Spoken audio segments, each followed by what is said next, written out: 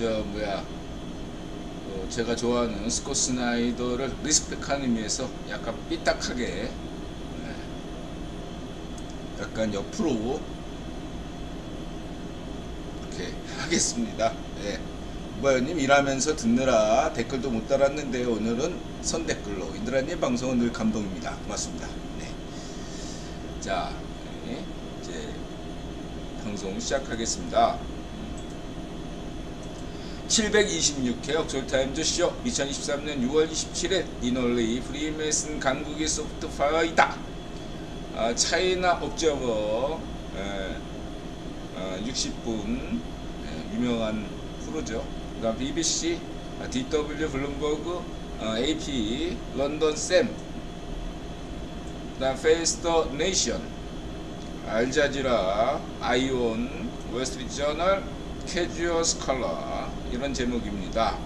오늘은 경제부터 하겠습니다. 지난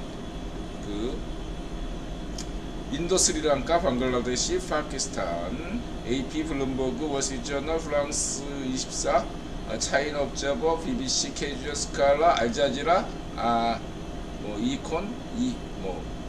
이코노믹 익스플레인 에서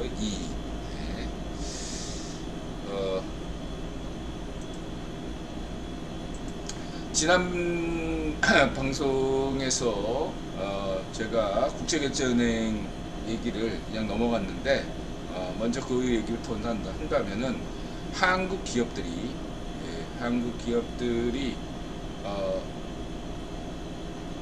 엔저임에도 불구하고 엔화 대출을 줄이고 울트라 강달러인데도 달러 대출을 더 늘렸습니다. 왜일까요?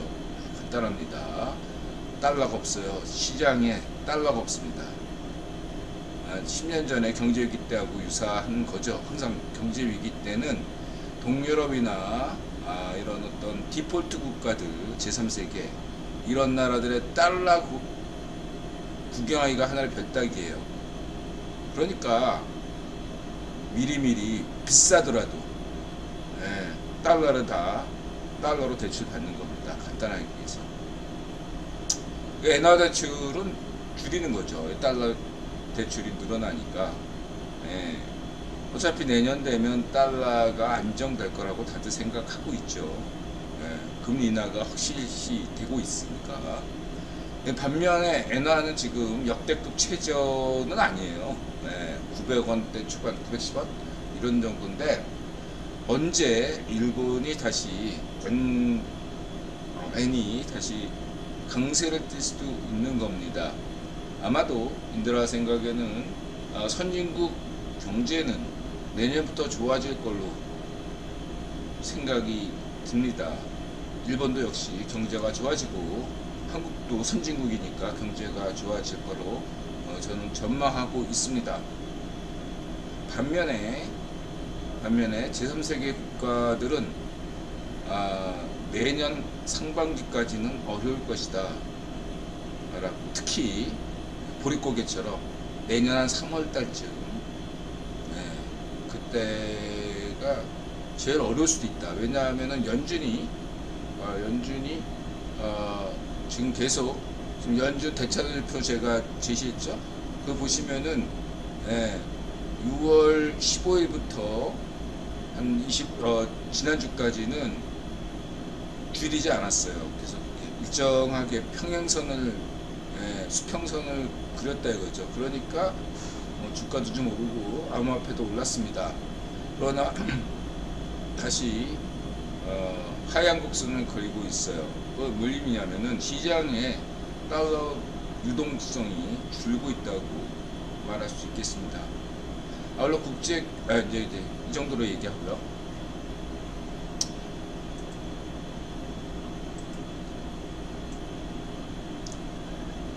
이거는 캐주얼 스칼라 60년대 때는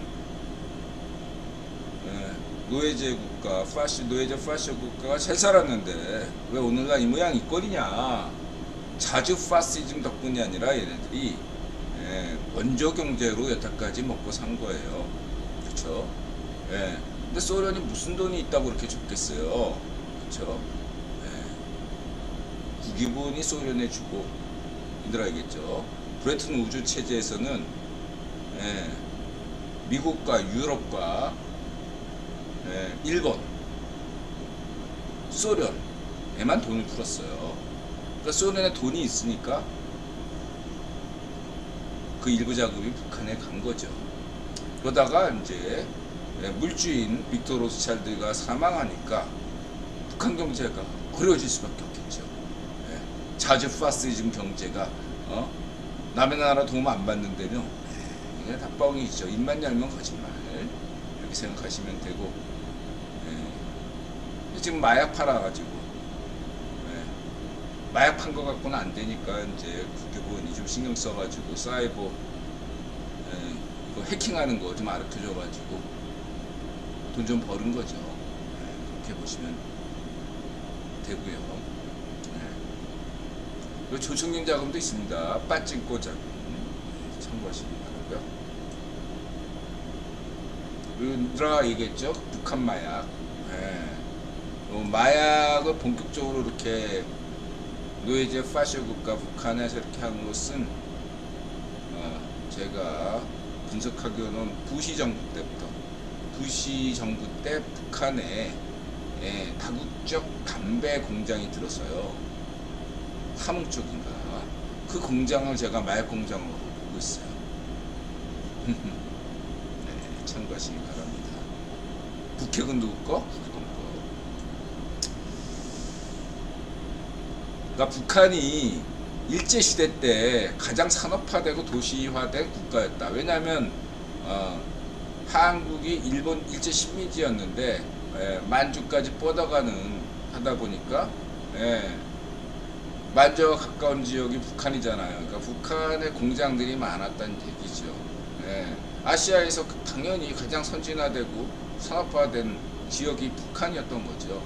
일본 안에 속해 있었으니까. 되고.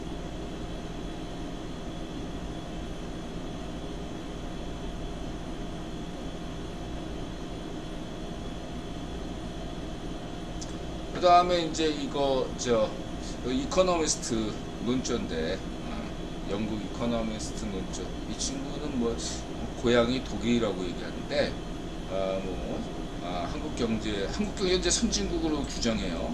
한국 경제 선진국으로 규정하면서 세 가지 문제를 제기하고 있습니다. 첫 번째는 인구가 전 세계에서 가장 빠르게 출산율이 세계에서 제일 낮다. 두 번째가 집값이죠.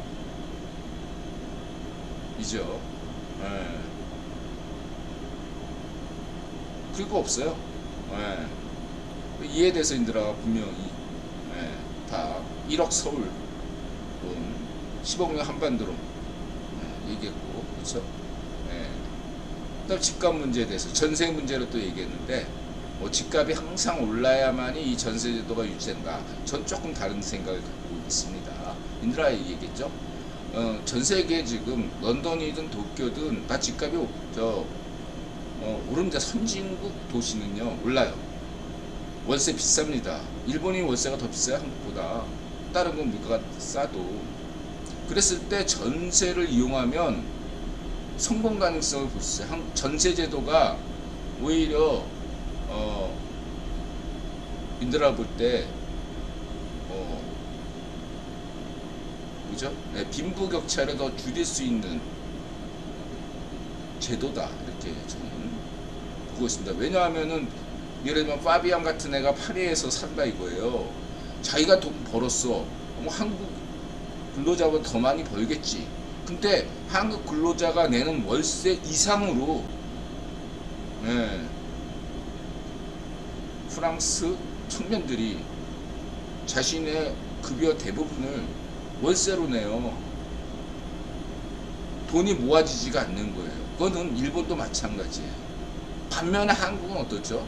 전세 제도가 있기 때문에 돈이 굳어.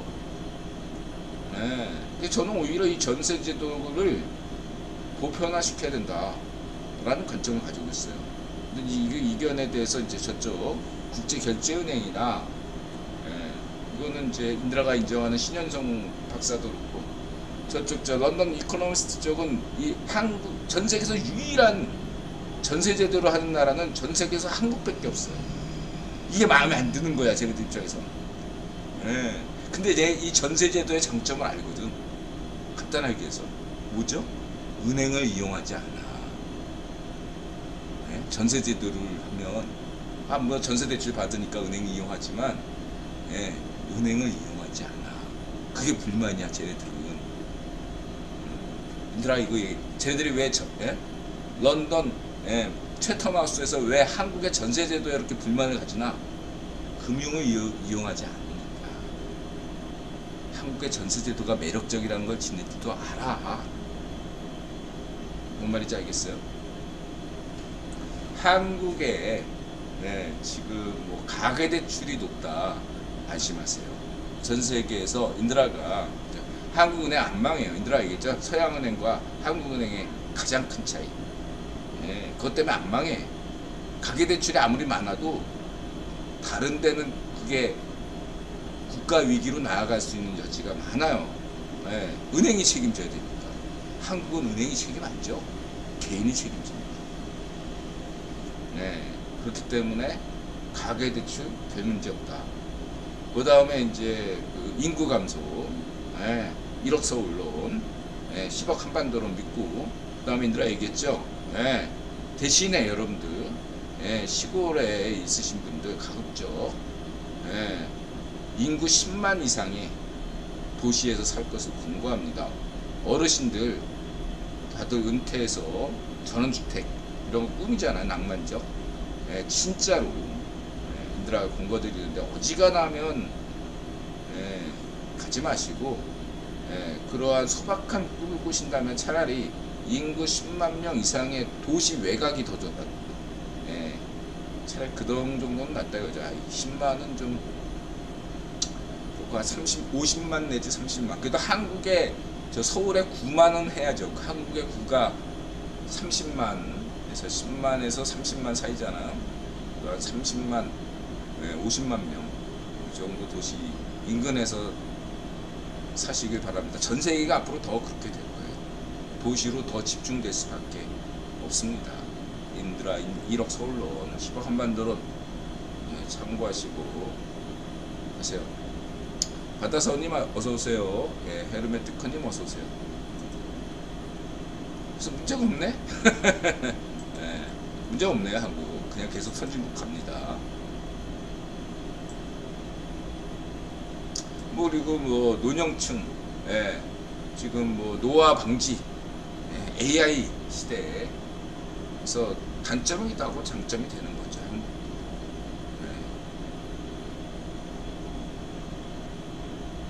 보시면 되고, 그 다음에 이제 중국이, 예, 심각하죠. 이게 이제 중국이 2000년대 이후에 처음 맞이하는, 그때 이제 인드라 예전에 그렇게 얘기했죠. 아, 뭐 쭝뽕 애들이 우리는 이미 다 일본의 데이터를 다 잃어버린 20년 데이터를 잘 분석하고 있다. 우리는 일본과 같은 실수를 되풀이하지 않을 것이다. 예, 인드라 그때 웃었죠. 예, 어떻게 되나 보자 하고. 일본이 20년이면 중공은 40년이 됩니다. 일본이니까 그나마 저렇게 버틸 수 있었던 거야, 20년을. 예, 중공 너네는 일본이 20년이면 너네 40년이야. 예? 예? 다행스럽게 또 중공이 한한령 때리고 뭐 이러는 바람에, 예, 우리가 조금이라도 이 중공 경주에 대해서 좀 경각심을 가지고 엔화 대출처, 예, 그런 데서 대비가 좀 돼 있어요. 그래도 다행스럽게, 예, 그렇게 생각하시면 됩니다. 예, 뭐 충격은 있죠, 당연히. 예. 근데 한국이, 예, 견딜 수 있다. 근데 생각해 보세요. 지금 성렬형 정부가 아니고, 예, 쥐명이었다면 어떻게 됐겠습니까?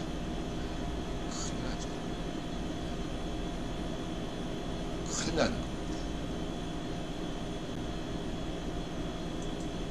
이걸 지금 숨기려고 지금 한국 찌라시들이 자꾸 중국 소식을 안 보내요.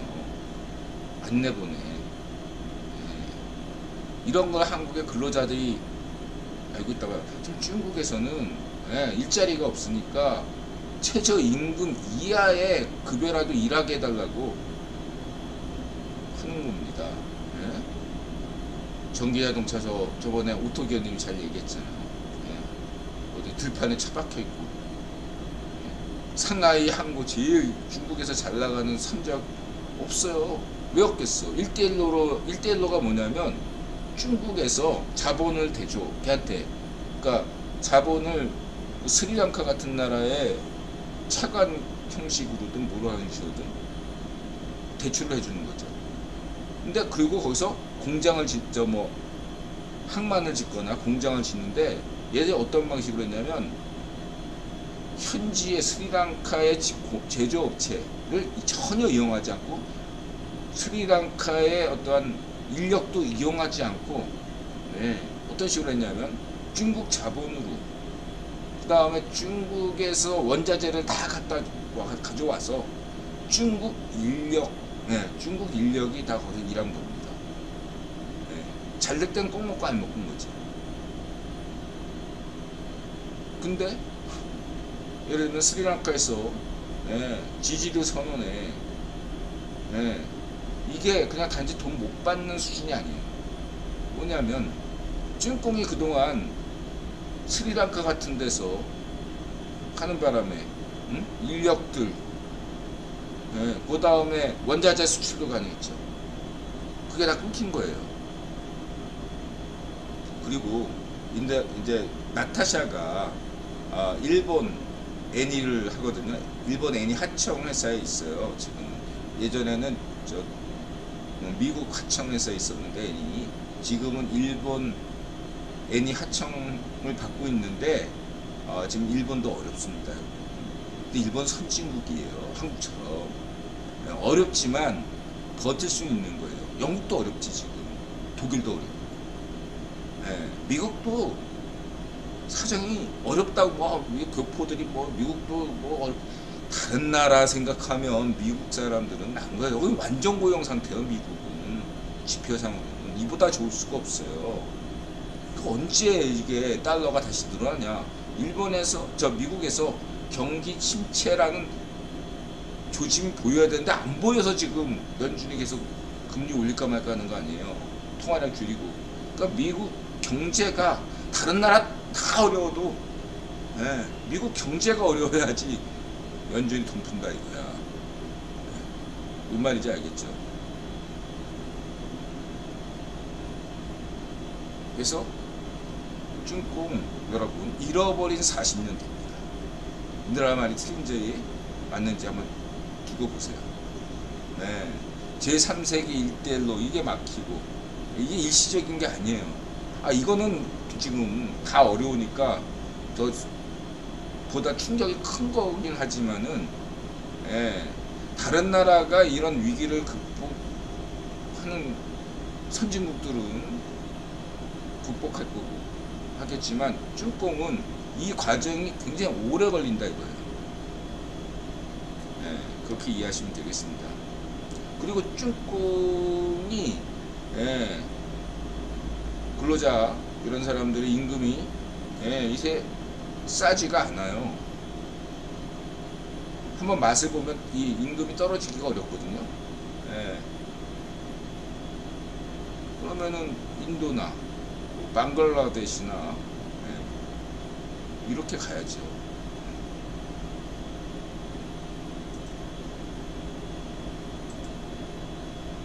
고부가치 상품을 파는 것만이 이제 답인데 고부가치 없죠.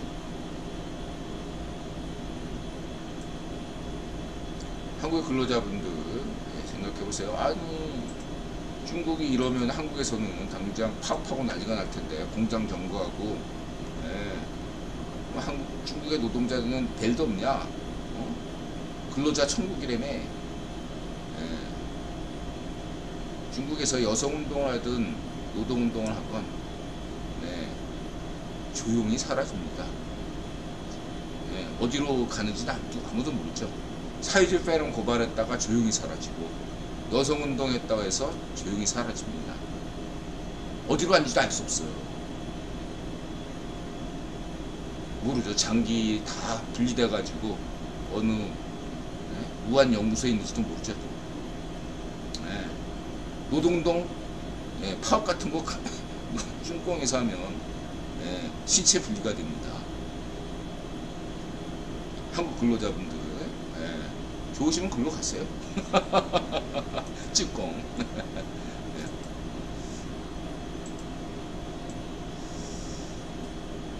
아, 그쵸.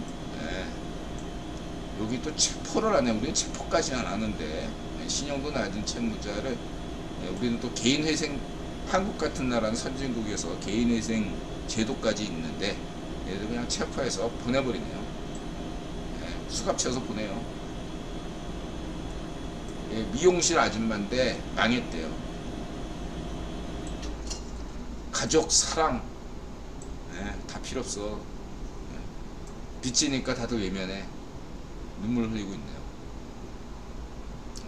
최고의 인권이 뭐죠? 경제인권입니다.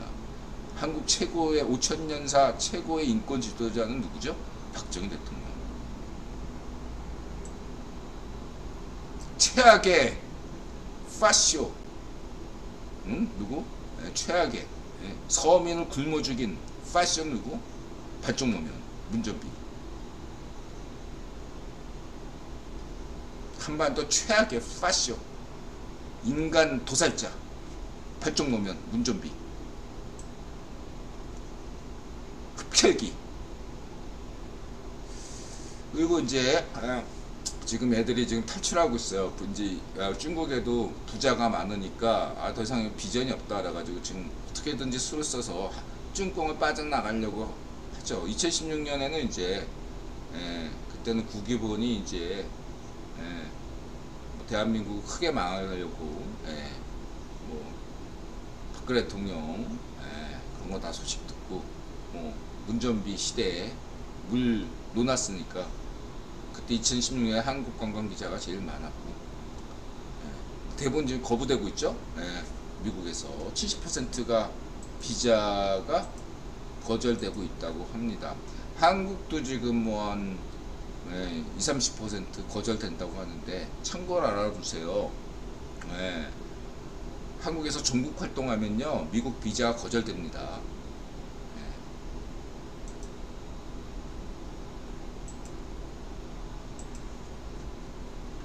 열심히 전국 활동하세요.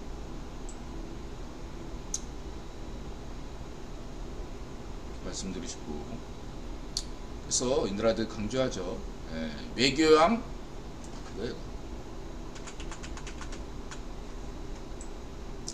외교양 성렬형 믿고 대한민국 경제 안심하시면 되겠습니다. 이걸 모르면 뭐 당신들 탓이지 뭐. 인드라가 뭐 이런 거 굳이 여기저기 동네방네 알릴 생각이 없어요. 열심히 그냥 성렬형 타도 파쇼 투쟁하세요. 그래서 이게 통신사라는 게 있죠. 3대 통신사가 AP, AFP, 로이터. 로이터는 영국인데 캐나다로 갔고, AP는 미국, AFP는 프랑스. 그래서 이 사람들이 이제 외신을 다 판매하는 거죠, 전 세계에. 인드라가 이렇게 얘기하니까 갑자기 인드라가 또 이렇게 얘기하니까 BBC 방송에서 BBC 방송에서 통신사 얘기를 지금 저희는 지금 노이터 에이전시에서 그 푸딩이 러시아 말로 하잖아요. 그러니까 지금 노이터 에이전시에서 번역 중입니다.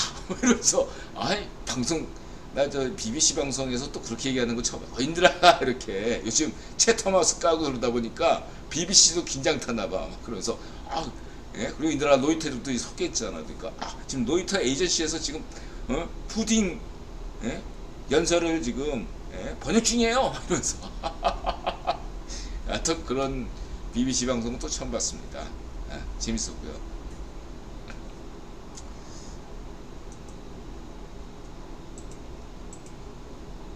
그 다음에 이제 이게 그거예요. 이게 예, EBBC.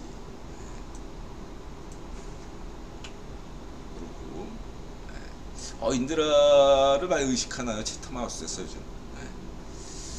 여기 있잖아. 로이터 뉴스 에이전시에서 지금까지 그것에 대해 간략한 몇 줄 받고 싶다. 또 이렇게 뉴스 방송에서 이렇게 얘기해 주는 거야. 인드라 또 로이터 얘기를 하니까 블로그에 써놓으니까 민감하게 또 받아들이네요. 자, 이렇게 말씀드리고 싶고, 그 다음에 이제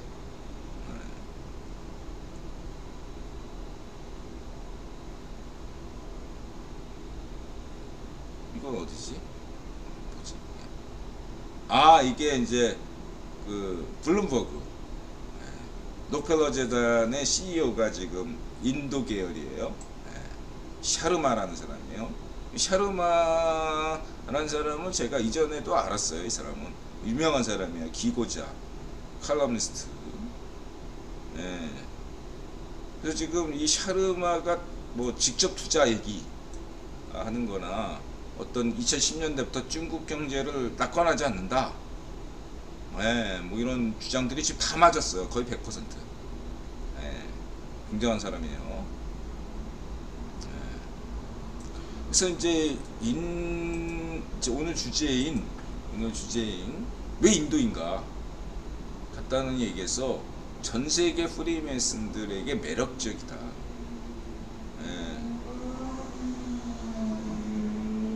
그 얘기를 하고 싶어요. 그 어떤 파키스탄이 경제 위기잖아요. 1대1로 아니더라도 파키스탄은 5년마다 IMF에서 구제 금융 신청하는 나라입니다. 안 망한 파키스탄이 경제 위기를 매년 5년마다 겪을 수밖에 없는 게, 첫 번째 농업 기반이고 산업화를 하지 않고, 두 번째가 군부 산업만 열심히 키우는 거죠. 군부만. 박정희 대통령이 예외적인 거지.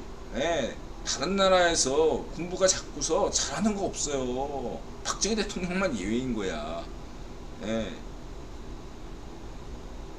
또 하나 뭐 굳이 얘기하면 케말 파샤, 터키의 케말 파샤. 어쨌든 군부 자기의 이권, 마치 밭정미당 애들처럼, 밭정미당 애들 지네들 정권 잡으면 지네들 위주로만 키우잖아. 그게 마피아 경제거든요. 그러면 그 지역이 썩어버려요. 그 권이. 그런 말씀을 드리고 싶고, 이제 예를 들면은 세 번째는 포퓰리즘이죠. 예를 들면 석유가 안 나와, 파키스탄에서. 석유 수입해자잖아, 원유를. 그러면 그 가격보다, 수입한 가격보다 높게 팔아야 되잖아. 얘네는 포퓰리즘 때문에 어차피 또 5년 뒤에 구제 규정 받을 거. 중요한 건 자기가 정권을 잡는 거니까 석유 가격을 수입한 이상 가격 이하로 팔아요. 그래서 문전비 때 가스공사가 투자 대상에서 구분펀드에서 제외됐잖아. 문전비가 가스공사를 가스공사만 그렇습니까? 문전비 때 공기관에 의료보험, 뭐 연금보험 다 개판 쳐놨잖아요. 문전비처럼 한 거예요. 파키스탄 애들이, 군부 애들이. 뭘 알아요? 무식하잖아. 전 세계에서 재정이 가장 튼튼하다는 이명박근혜 정부가 만든 재정이 튼튼하지 않았다면, 이런 문전비 좌이파쇼, 무능부패 쑥골통 재벌 3세 망나니가 한국에서 10년만 잡았으면요, 대한민국 순식간에 침입됩니다. 답이 없게 돼요.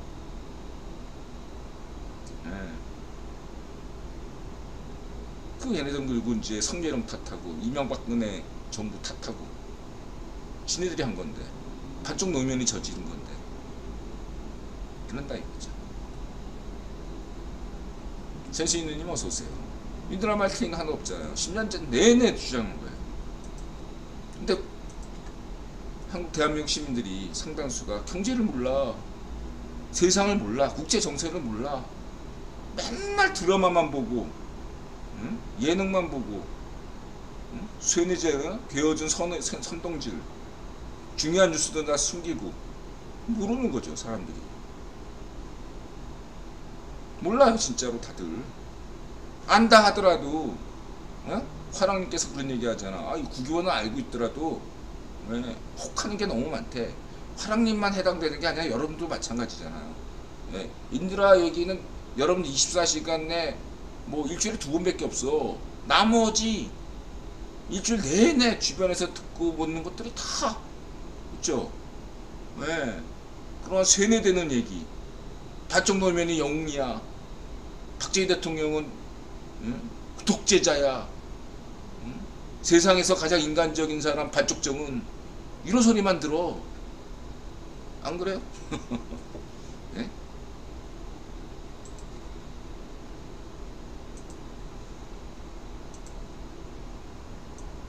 그리고 되게 아는 척 하잖아.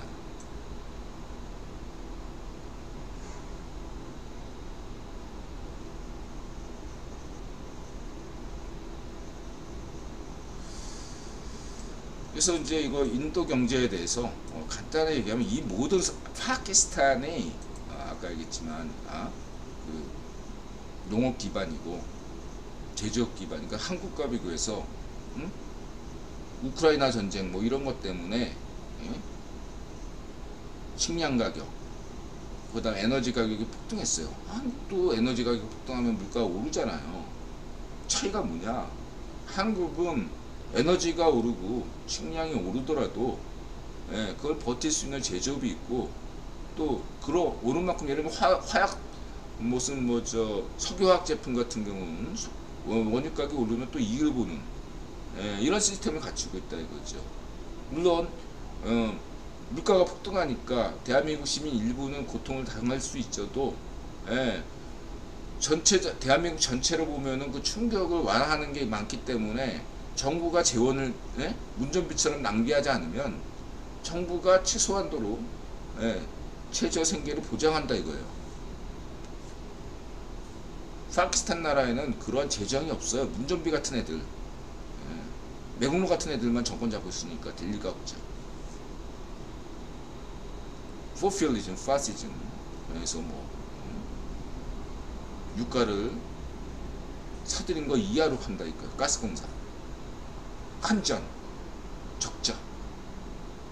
생각해보세요. 무엇보다도 이제 거기서 아가씨가 이런 거야. 일본, 인도처럼 인재 양성을 해야 되는데 파키스탄은 인재 양성을 못하고 있다. 전 이렇게 얘기하고 싶어요. 파키스탄이 이슬람 국가잖아. 이슬람 국가 탓만 할 수 없는 게, 아니 그러면 저 알자지라, 카타르, UAE 석유가 있다고 부자 되는 거 아니거든요. 석유 있어도 베네수엘라 봐요. 망하잖아요. 내가 분명히 얘기할게요. 프리메이슨 강국이 선진국이 되고 선진국이 됩니다. 대부분 보면 잠재력이 있고, 반면에 일루미나티 쪽으로 빠지면, 파시즘으로 빠지면 아무리 자원이 풍부해도, 북한도 자원 풍부하잖아. 베네수엘라처럼 망해요. 그리고 중요한 게 인재 양성이라고 하는데, 제가 볼 때는 인도가 프리메이슨 강국이에요. 전 세계에서 인재들이 인도로 와.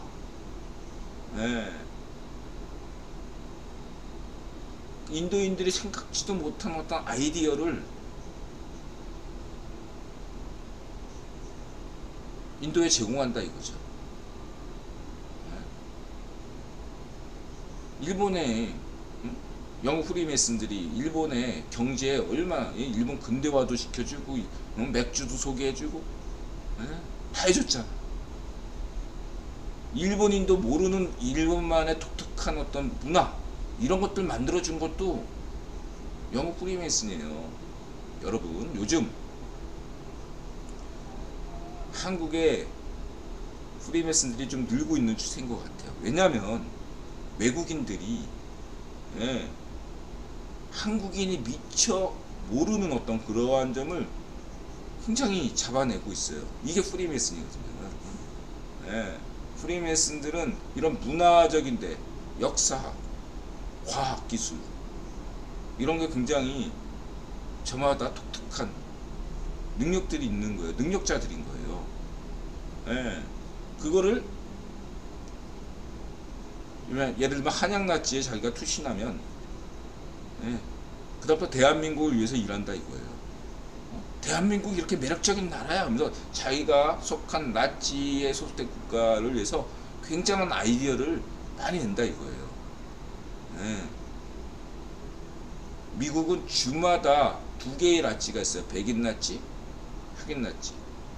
예. 미국은 프리메이슨 강국이고 영국이야 당연히 예. 네 개가 있죠. 예. 웨일즈, 런던, 스코틀랜드, 아일랜드 네 개가 있고 뭐 프랑스야 그 대동방 나치 예. 유명하죠. 예. 원래 러시아도 프리메이슨이 강했던 나라예요. 얘들아 알겠죠? 1917년 2월 혁명은 러시아 프리메이슨이 일으킨 건데 예, 그만큼 프리메이슨들이 강했던데 예, 스탈린 체제를 겪으면서 예, 러시아가 이상하게 된 거죠. 예, 독일도 그렇고 예, 독일 뭐 여러분 생각해 보시기 바랍니다. 일루미나티 쪽으로 빠지면 안 돼요. 쭝공이 매력이 없는 국가예요. 그래도 일부 사람들은 어떻게든지 쭝공의 매력을 지금 막 하려고 시도하는 애들이 있어요. 그거는 뭐냐면 대만도 프리메이슨 세력이 되게 강한 존 버치 협회가 프리메이슨 협회거든요. 예. 그래서 이 대만 프리메이슨도 굉장히 예, 있어요. 예. 태국도 있는데 어쨌든 간에 제가 드리고 싶은 말씀은 예, 뭐냐면 프리메이슨이 많은 나라가 예, 일수록 그 나라 문화가 흥하고 과학기술이 흥한다. 경제가 선진국이 된다. 그런 잠재력을 갖춘다 라는 거죠. 인재를 양성하는 건데 응? 한국인만 열심히 키우는 것도 중요하지만은 전 세계에 한국의 매력을 발산시켜서 응? 전 세계에 재능이 있는 청년들이 난 이제 한국에서 살래 파비앙처럼 파비앙도 재능이 있잖아. 예, 그런 애들처럼 다 한국에 와서 기여하면 좋은 거죠. 예.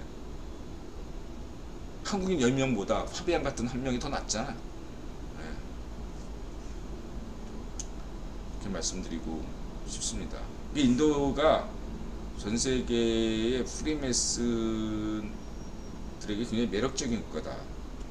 왜 이 얘기를 하냐면 파키스탄에 대해서 매력적인 국가다 이렇게 얘기하는 사람은 히철리즘 걔가 요즘 파키스탄에 가서 막 떠들던데 예, 관심이 없잖아 다들.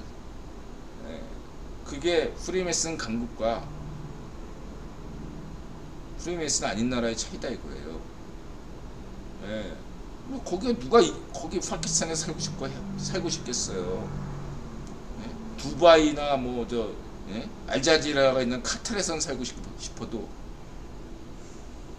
또 이런 것도 있어요. 브루나이라고 예, 저 인도네시아의 작은 석유가 왕창 많은 나라인데 뭐 세금도 없고 다 그래요. 예, 다 공짜니까. 전 그래도 브루나이에 살고 싶은 마음이 없어요. 매력적인 나라가 아니야 제 입장에서. 영국에서 맨체스터 예? 축구 구단이 없었다면 맨체스터 예, 어땠겠어요. 맨체스터 임대료가 엄청나게 비쌉니다. 월세, 호텔료 이런 거 엄청나요. 따지면 촌동네인데 예?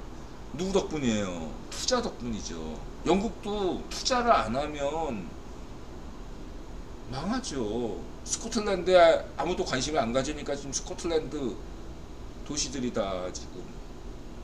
네, 그렇잖아. 영국에 계속 투자하는 거야 지금. 축구를 빌미로 해서든 뭐든 투자가 들어와야 돼. 여러분이 돈 좀 있으면 파키스탄에 투자하고 싶겠어요? 인도에 투자하고 싶겠어요? 그럼 물어보다면 안 하죠. 한국에 투자하고 싶겠어요? 파키스탄에 투자하고 싶겠어요? 왜? 투자가 매력적인 국가, 사람이든 자본이든, 네. 그건 열린 국가가 중요하다. 그게 소프트 파워다. 문화를 굉장히 중시한다. K-팝이 단지 한국의 매력을 알리고 돈 좀 버는 거 그거 이상이다. 이거 K-팝은 강조드리고 싶습니다.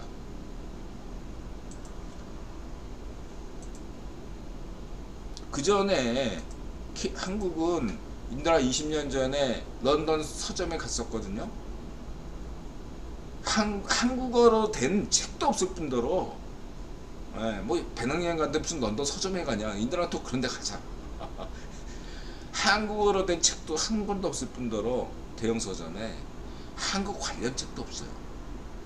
근데 인도, 중국, 일본에 관한 책은 산더미처럼 있어요. 근데 이제 한국어로 된 책이 런던 서점에 딱 있다는 거예요. 이게 굉장히 중요한 겁니다. 굉장히 중요해요.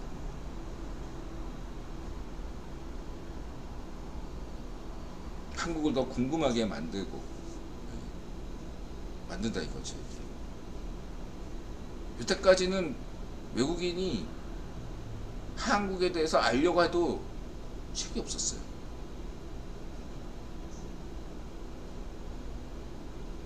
그리고 한국인들이 일본을 잘 몰라요. 아니 일본어 학과가 있는데 왜 일본을 몰라? 서점에 가보세요. 일본 관련 소설은 맨 고대사. 응? 우리가 주인이었네. 일본 고대사. 그 외에는 없어. 한국인은 일본에 대해서 몰라요. 자극적인, 선동적인, 포퓰리즘적인 환빠류 외에는 일본에 대해서 우리는 몰라요, 여러분. 반면에 일본 애들은 한국에 대해서 책이 많아. 그게 선진국 수준이죠. 한국의 국제관계에 대해서 뭘 합니까? 전세계의 국제관계학으로 한반도를 제외한, 한반도에 대해서 뭐 비토차도 있고 여러 사람이 있는데 그냥 국제관계학으로 유명한 사람이 누가 있어? 아무도 없어. 그쵸? 플레이어가 없다는 얘기입니다. 한국 사람은 국제관계학에 대해 몰라. 무식해요. 타이완, 대만 사람들은 한국보다 국제관계를 잘 알아요. 인터뷰도 잘하고 영어도 잘해.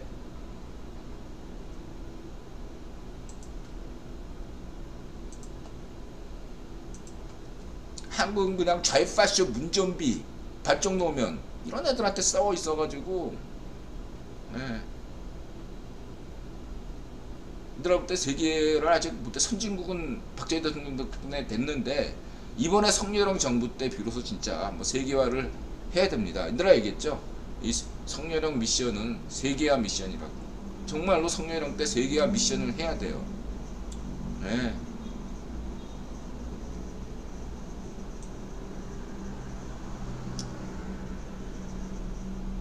이렇게 말씀드리시고, 이건 모디에 대한 얘기 3가지. 그냥 이거는 인드라 블로그에서 참고하시고요. 이런 거는 발리우드. 나 좋아합니다. 발리우드. 이 발리우드가 굉장히 매력적인데, 마타리. 매력적인데 이게 또 한계가 있는 거죠. 항상 인도적인 것만 고집하니까. 세계적인 것이 인도적인 것이다. 이런 쪽으로 가면 진짜 대박 칠 텐데, 그냥 케이팝 한순간에 잊을 텐데. 계속 이렇게 가는 것도 이기적인 마음에선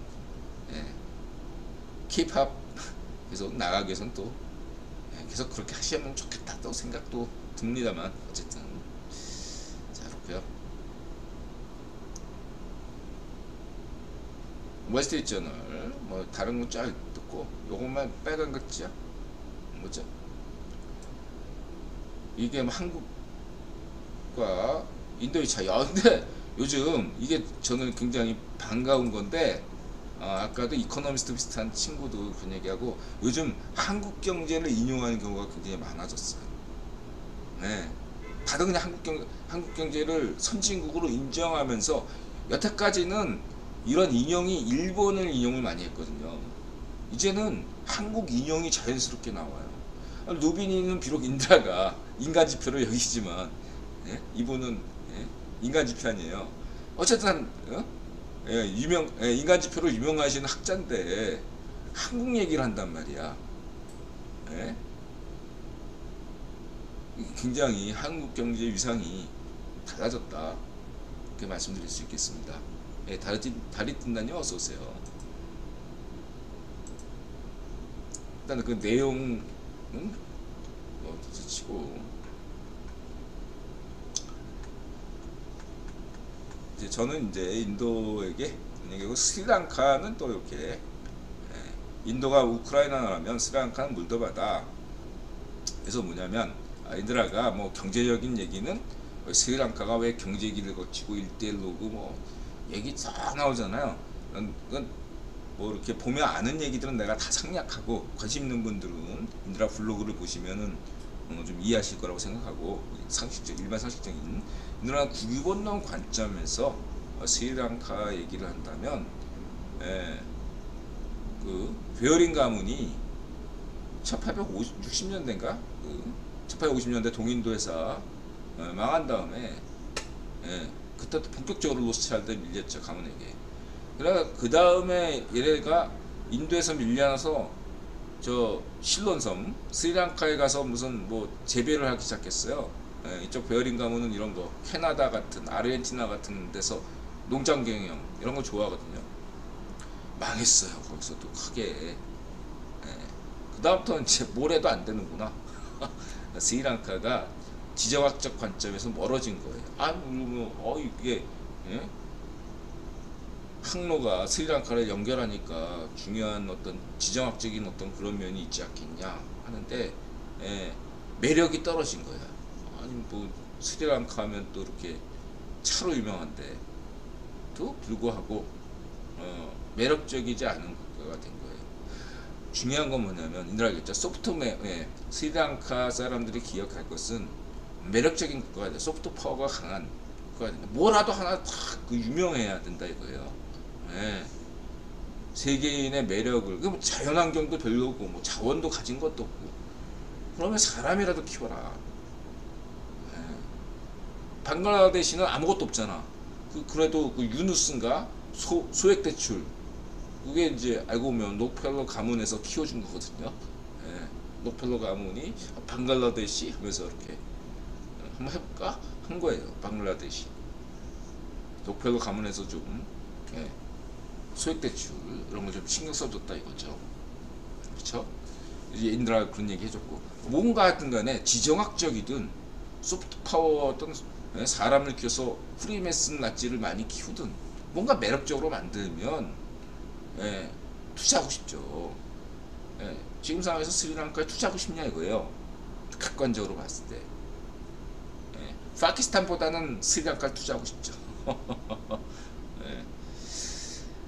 그렇게 말씀드릴 수 있겠습니다.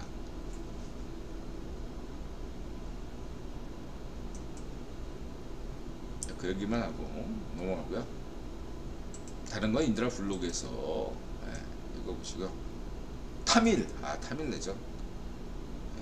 또 막 한국에서 저 인터넷 보면 타밀하고 한국어 똑같아 막 이러면서 그거 다 인드라 얘기했죠. 이게 환빠 이거 다 그 환빠나 뭐 타밀어하고 일본 한국하고 똑같다. 일본에서 먼저 다 합니다.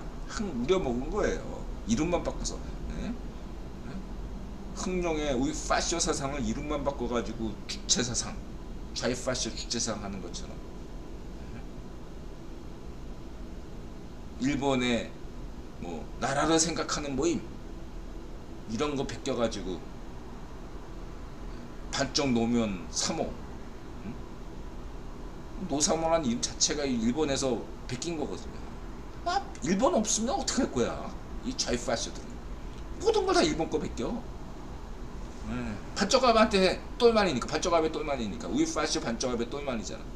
세월호 7시간. 얘는 일본만이 내 세상이야 얘네들은. 예? 저 북한에 있는 돼지나 문전비나 쥐명이나 얘네는 일본만이 내 세상인 거예요. 얘네들 반쪽알배만 내 세상.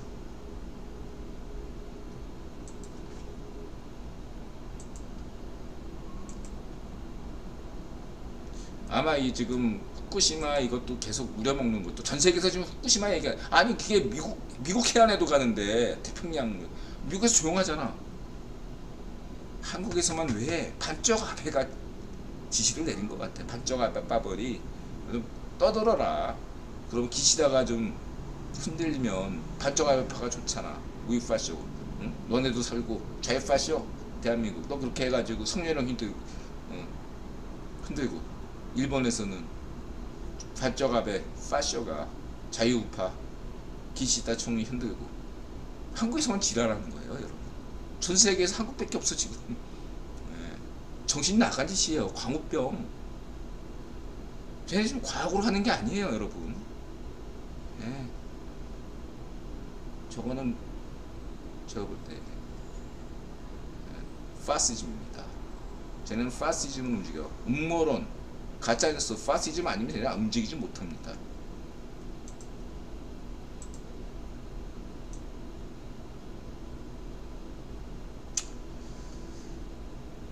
자, 이렇게 말씀을 드리고요. 그래서 뭐 다른 거 민영화하고 국유화 이게 어떤 게 다 옳다 반드시 뭐 우파 정부 만들어서만 맨날 그 위에서 반쪽아배가 지시를 했는지 민영화 반대. 아니 박근혜 이명박 정부 때 민영화 한 게 있나요? 오히려 공영화를 하나 했으면 했지. 인들아가 얘기할게요. 한국에서 만약에 민영화 뭐 이렇게 되면 그거 다 문전비 탓이야. 반쪽 노면 탓이고. 왜냐하면 공기업을 망쳐놓으면 재정을 망쳐놓으면 민영화할 수밖에 재정을 망치면 공기업을 팔아먹을 수밖에 없잖아요. 재정을 튼튼하게 해야 되는데 만약 공기업이 민영화 된다면 한국에서 그거는 문전비 탓이고 공기업을 망친 반쪽 노면 탓이고 니들 탓이야. 오히려 공기업으로 계속 만드는 정부가 국힘정부야. 근데 왜 국힘정부만 들어서면 민영화 없네? 아는 게 없잖아. 90년대 노조 애들, 민노총 애들이나 지금의 민노총 간부들이나 머리에 든 게 없어. 내가 볼 때 그냥 발적 알바가 시키는 거 그냥 하는 것 같아. 아는 게 니네들 뭐니? 응? 수십 3, 40, 50년 된 전 노조 자료 갖고서 맨날 떠들고 다 쓰레기야. 내가 볼 때 한국 인들아 가게에도 가끔 노조 애들 화해. 뭐, 요즘 애들 어떻게 얘기하나?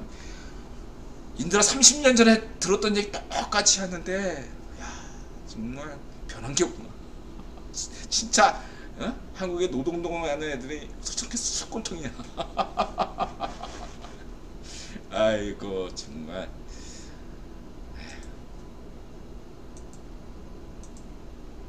세상은 좀 공부하세요.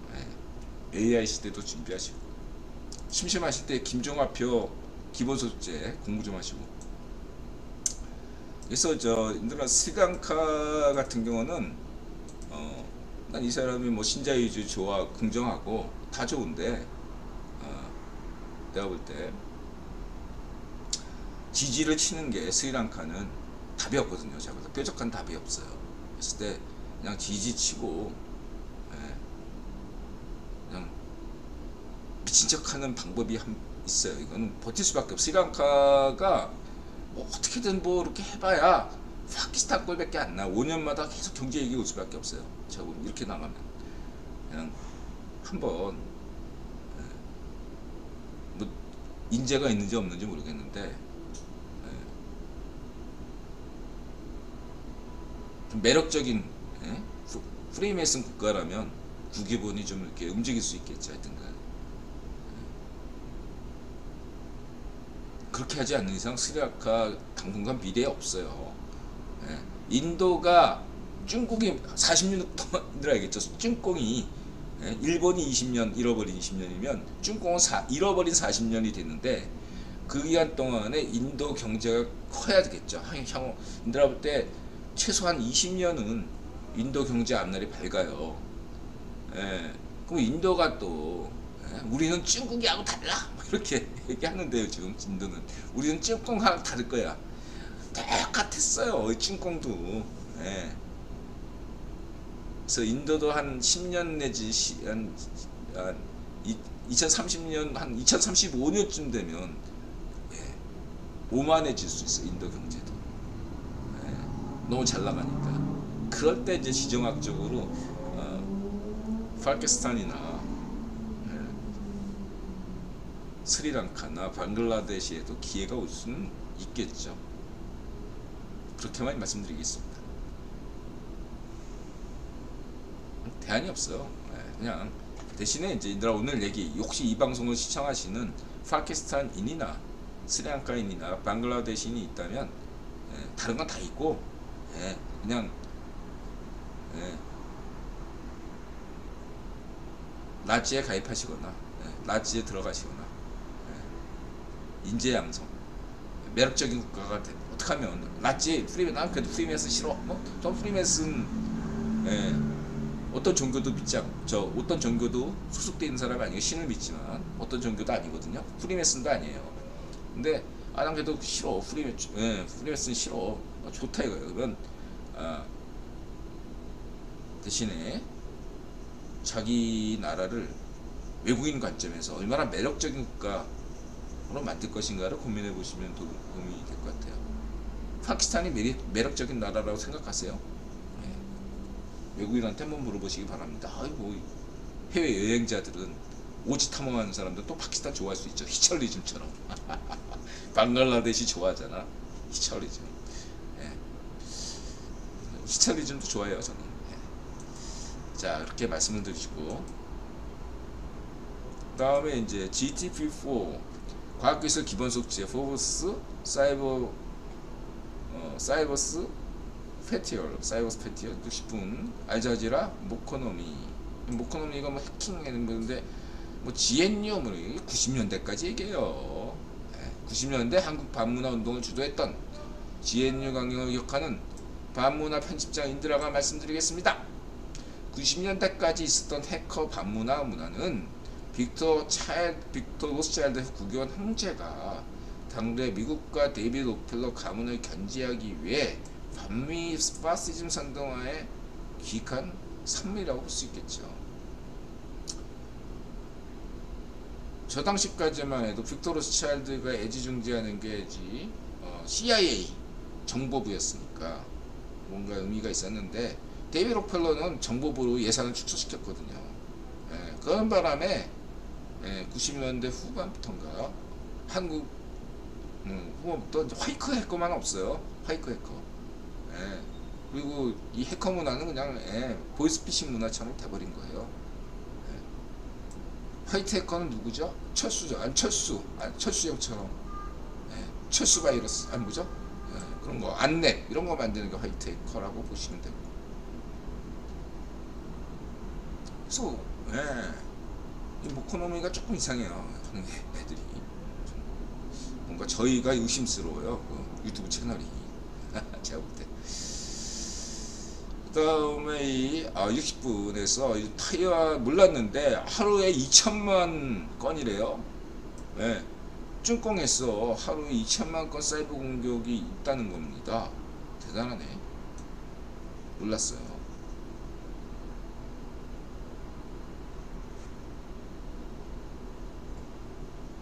그 다음에 이거는 이스라엘 해킹.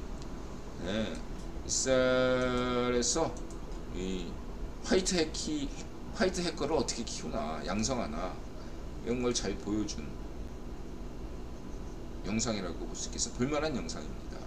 이스라엘은 저렇게 키우는구나. 화이트 해커를 참고하시기 바라고요.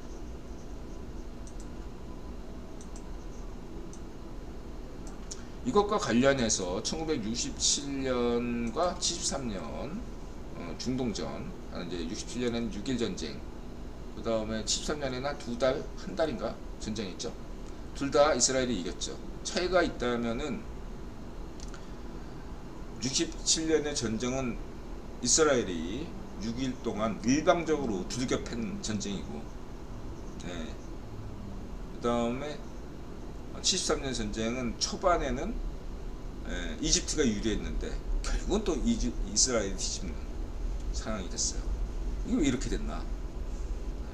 1973년 무슨 해죠? 데이비드 록펠러가 구역 황제 취임한 해죠. 그리고 이집트에는 대통령이 누구였죠? 사다트 대통령을 임명한 건 누구죠? 제가 볼 때는 록펠러 쪽에서 힘을 써준 거예요. 친미 있어요. 그래서 나세르는 친소, 사다트는 친미 이랬단 말이죠. 그렇다고 사다트가 곧바로 록펠러하고 연관된 직접적인 연관은 건 아니고, 어쨌든 간에 중요한 건 67년 때는 막바지 빅터 로스차일드 영향력이, 구별 황제 영향력이 막바지까지 있었던 때거든요. 빅터 로스차일드가 영국 정보부 같은 데서 영향력을 잃기 시작한 게 67년인가 68년부터 자기 신복이 영국 정보부에서 쫓겨날 때까지, 그때까지 영향력을 발휘했으니까. 그렇기 때문에 6.1전쟁 할 때는 누워서 떠먹기였고, 73년 때는 그래도 썩어도 준치라고 여전히 전세계 4대 첩보부를 쥐락펴락했던 거기 때문에 초반에 어렵다가, 그러니까 그 얘기를 하는 거예요. 이 알자지라에서는 73년 전쟁 때는 교훈이 뭐냐, 이스라엘에서 첩보전에서 초반 정보를 몰랐다는 그 교훈을 얘들이 굉장히 중시한다 이거예요. 모를 수밖에. 일부 데이비드 록펠러가 구명 황제가 되면서 일부 정보를 이전보다 못 알게 된 거죠. 참고하시고요. 뭐 이스라엘 역사나 이집트 역사에 대해서는 이런 구원론 관점에서 설명드렸으니까 생략하고요.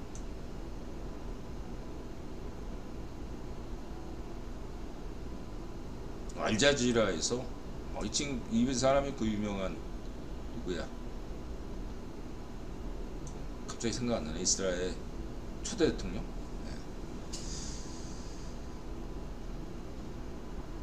그 하여튼간 알자지라가 굉장히 재밌는 방송이에요. 알자지라 방송이 이게 이슬람인데도 이 이스라엘 다큐멘터리를 찍었으니 아랍 세계에서 얼마나 욕먹었겠어요.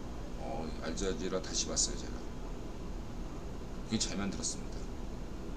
그리고 알자지라가 아까 경제 분석도 그렇고, 파키스탄에 대한 경제 분석, 그 다음에 정치 분석, 수준 높아요 알자지라. 미국이나 유럽 방송에 비해서 떨어지지 않고 어떤 건 더 나아. 알자지라 이게 굉장한 어떤 매력이에요. 제가 볼 때 카타르에도 프리메슨이 많은 것 같아. 굉장히 사고가 굉장히 유연해요. 알자지라 그 사회자 방송 진행자 하는 거 얘기 들어보면 수준이 굉장히 높아요. 이런 거는 상당히 상류층 사이에 프리메슨적인 그런 어떤 것이 있거든요. 이슬람 프리메슨도 있단 말이죠. 유대인 프리메슨, 기독교 프리메슨, 카톨릭 프리메슨 다 있다. 불교 프리메슨도 있고. 참고하시기 바라고요.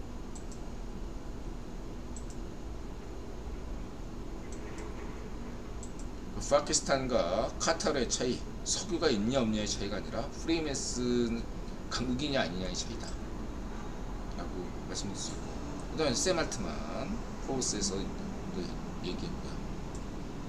이렇게 하고 1분 쉬었다 오겠습니다.